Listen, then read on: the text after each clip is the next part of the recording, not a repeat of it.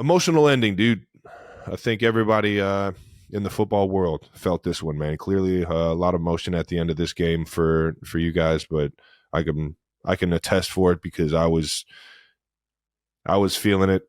I know Kylie, mom, dad, everybody that was at the game was feeling it, and I know all the friends and family that I got texts from that wanted me to tell you they reached out.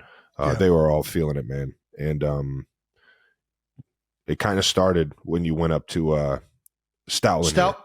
Yeah, and gave him a big old hug. I feel like Stout and I have been hugging it out at the end of every season for the past 3 years now. But, it's, guy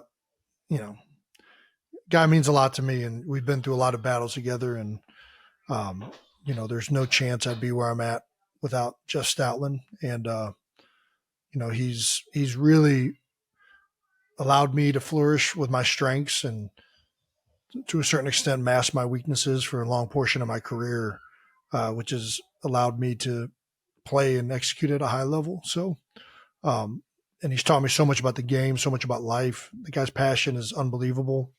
So, whenever, I realize that, it could be potentially one of the last times I get to do that with him. I just, really want to make sure that he knows how much I appreciate him.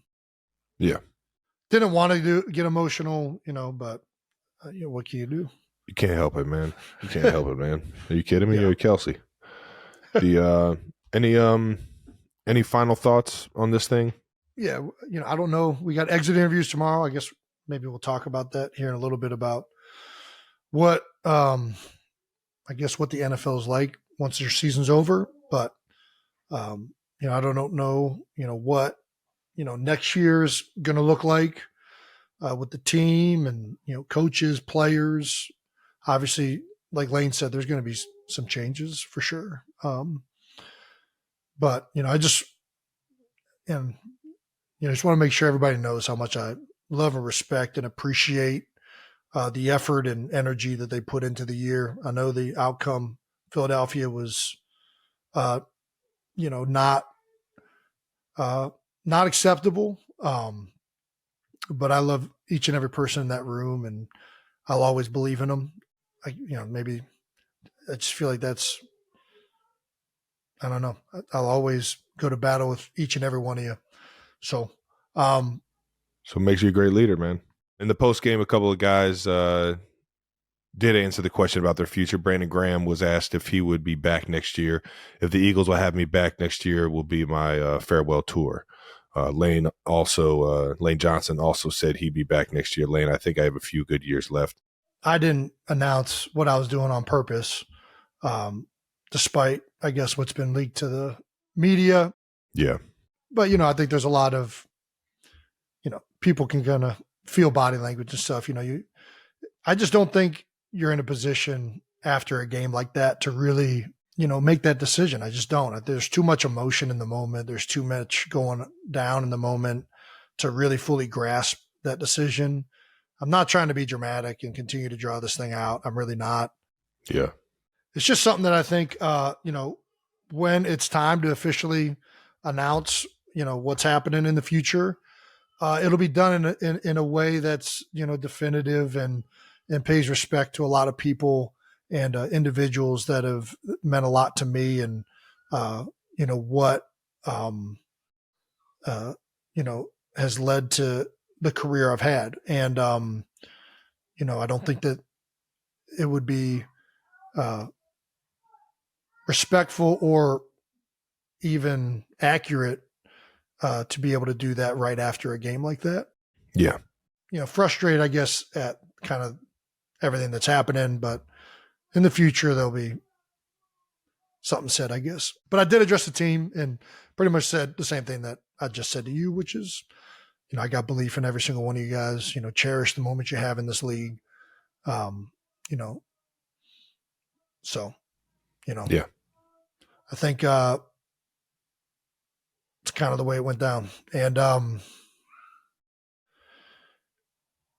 a lot of guys like, if that is your last game, I feel sorry for you. And I'm like, don't feel sorry for me, motherfuckers. I've had a fucking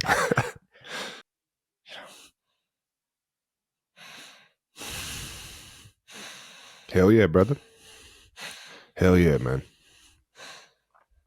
Well, either way, yeah, I just think truly appreciated everybody in that room, and you know go to war with them any day of the week and enjoy the time you got.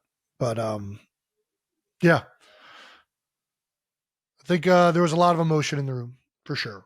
Um, so I don't know what the future, you know, holds for anybody in that building right now.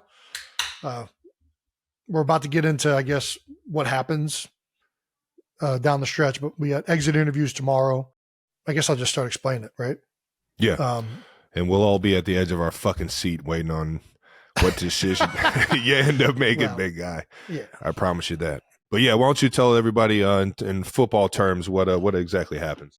So tomorrow we'll have our exit interviews. The season's over. You'll have meetings with the first Nick will address the team, and there'll be a team meeting, and the coaches will all talk, and you'll talk to each of your position coaches. You'll do your exit physicals, make sure that you're cleared, or if you're not cleared, what is still hurt. Talk to the strength coaches. You'll turn your iPads into the video department, iPads, playbooks, whichever one playbooks, you're using. all that stuff. Is there anything else I'm missing? No, that's pretty much how it goes. Some guys that know they're not coming back will clean lockers out. You'll see people start to pack some things up. Yeah. Sometimes the general manager will want to talk with specific guys that either have contracts up or just want to gauge their thoughts on the season. So, yeah, a lot of that's going to take place tomorrow. And it'll be another probably emotional day.